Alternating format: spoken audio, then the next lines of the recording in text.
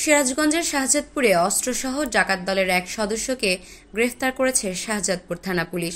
সিরাজগঞ্জ প্রতিনিধি রেজাউল করিম জানান, বুধবার রাত 1টার দিকে গোপন সংবাদের ভিত্তিতে তাকে গ্রেফতার করা হয়। জানা যায়, আটককৃত মামুন প্রামাণিক উল্লাপাড়া উপজেলার লাহিড়ী মোহনপুর এলাকার পর্বত প্রামাণিকের ছেলে।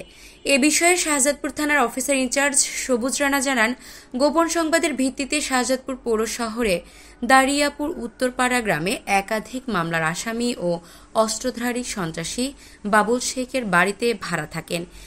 এরই প্রেক্ষিতে একটি চৌকস টিম গঠন করে অভিযান পরিচালনা করে তাকে দেশীয় ওয়ান শুটার গানসহ গ্রেফতার করা হয়। তার বিরুদ্ধে অস্ত্র মামলা দায়ের করে জেল হাজতে পাঠানো হয়েছে। আপনারা জানেন, রাজশাহী রেঞ্জ ডিজি কর্তৃক বিশেষ অভিযান পরিচালনা হচ্ছে মাদক উদ্ধার, অবৈধ অস্ত্র এবং